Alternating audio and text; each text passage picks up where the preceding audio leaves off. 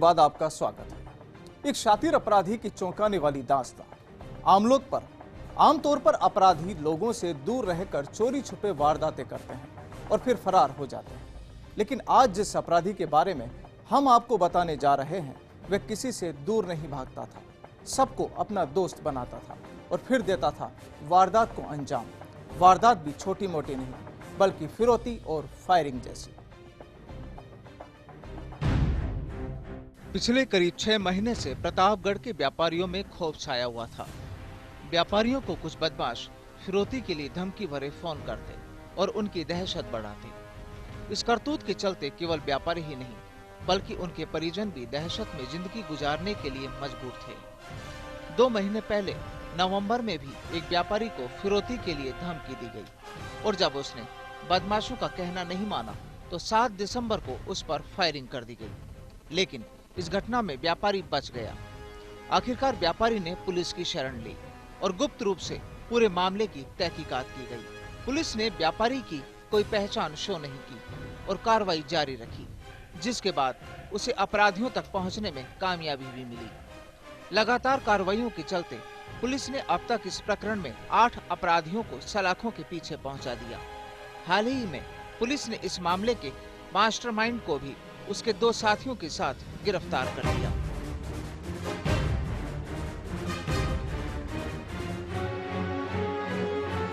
प्रतापगढ़ निवासी एक व्यापारी को अज्ञात लोगों ने मोबाइल फोन पर धमकी देकर फिरौती की मांग की थी और फिरौती की मांग के बाद में उस व्यापारी के ऊपर प्राणघातक हमला भी किया था, उस पर फायर किया था।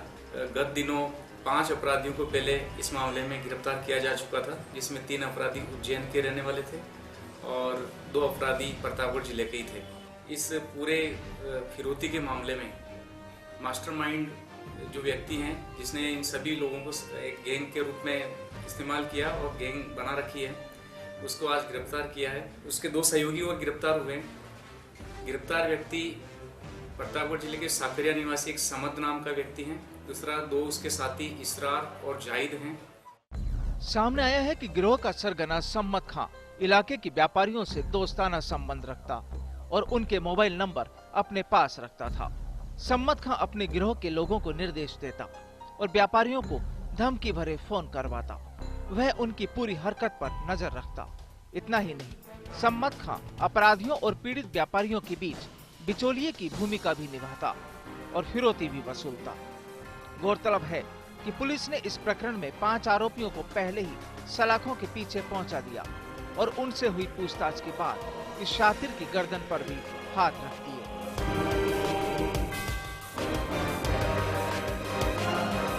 समद ने गत 6 महीने में इन सभी लोगों को अपने मित्रता के रूप में साथ रखते हुए इस तरह की प्लानिंग ये करता है कि स्थानीय व्यापारियों से भी उसका संपर्क अच्छा रहता है।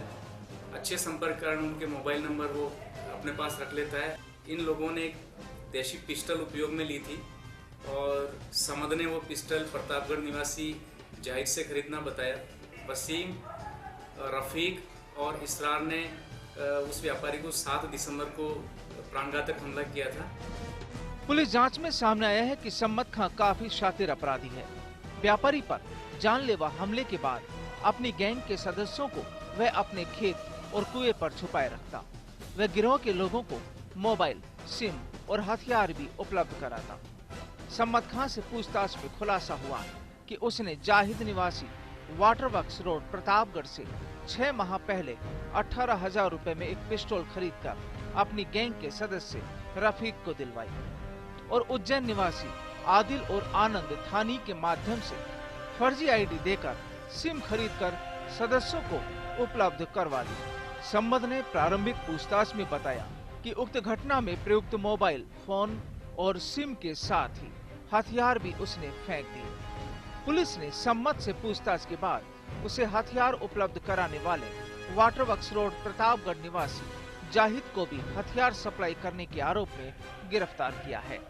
सम्मद अवैध हथियार के साथ पूर्व में ही मध्य प्रदेश में पकड़ा जा चुका है तथा उसकी निशानदेही से कई हथियार बरामद किए गए थे। वारदात में रफीक और इसरार ने ही व्यापारी को मोबाइल पर धमकी देकर 20 लाख की फिरौती मांगी थी और नहीं देने पर उस पर फायरिंग की थी। आदिल और आनंद थानी ने फर्जी सिम उपलब्ध करवाई थी और वासिम और मनोहर सम्मत खान के लिए टारगेट की रेकी का काम करते थे।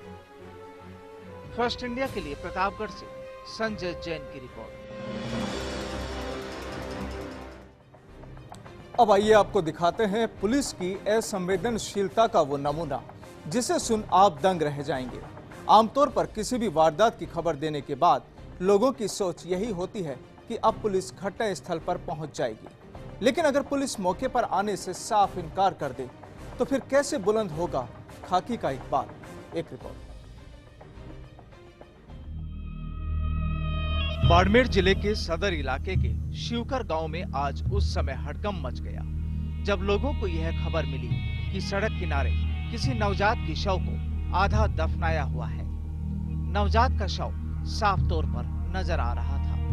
मामले की सूचना मिलते ही इलाके के लोग मौके पर जमा हो गए। मामले की गंभीरता को देखते हुए लोगों ने सदर पुलिस को खबर दी, लेकिन सूचना देने के बाद पुलिस की ओर से ग्रामीणों को जो जवाब मिला उससे ग्रामीण भी सकते में आ गए। पुलिस ने ग्रामीणों को जवाब दिया, आप सभी लोग नवजात की शव को वापस दफना दो, हम मौके पर नहीं आ सकते। वाकई हैरत में डालने वाला जवाब था ये पुलिस का।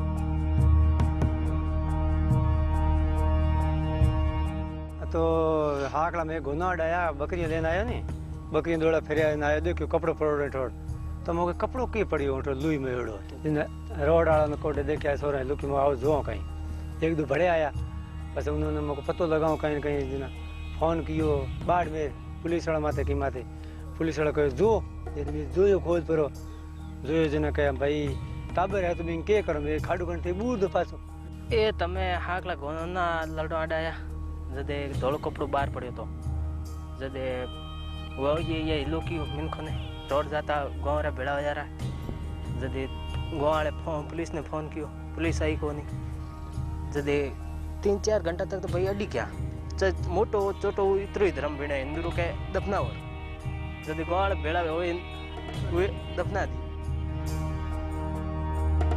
पुलिस के उस जवाब के बाद इलाके के लोगों की समझ में नहीं आ रहा था कि वो क्या करें, लेकिन फिर भी ग्रामीणों ने खाकी का करीब 5 घंटे तक इंतजार किया, लेकिन पुलिस ने मौके पर आना शायद उचित नहीं समझा और वह नहीं पहुंची उस जगह जहां मौजूद था एक नवजात का आधा दफनाया हुआ शव।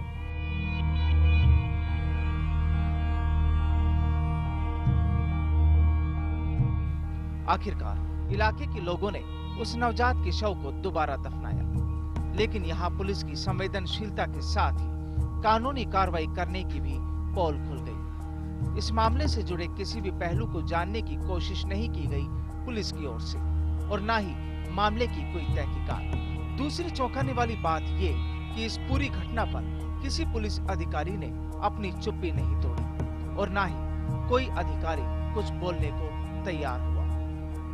फर्स्ट इंडिया के लिए बाड़मेर से दिनेश जैन की रिपोर्ट। प्रदेश में गैंगवार का सरगना माने जाने वाले राजू ठेठ को आज कड़ी सुरक्षा के बीच सीकर कोर्ट में पेश किया गया। अपराध की दुनिया में सक्रिय रहे राजू ठेठ की गिरफ्तारी से पहले उस पर लाखों का इनाम घोषित था, जिसे एसओजी ने गिरफ्तार किया था। जिस वक्त राजू को गिरफ्तार किया गया था उस समय इसके पास आधुनिक हथियार मिले थे। सीकर जेल में राजू पर 26 जनवरी को सुभाष बराल ने जेल में ही गोलियां दागी थी और इस जानलेवा हमले के बाद राजू को जयपुर जेल भेज दिया गया था। राजू पर सीकर जिले में हत्या, लूट, डकैती और शराब तस्करी सहित अपहरण जैसे करीब 2 दर्जन मामले दर्ज हैं।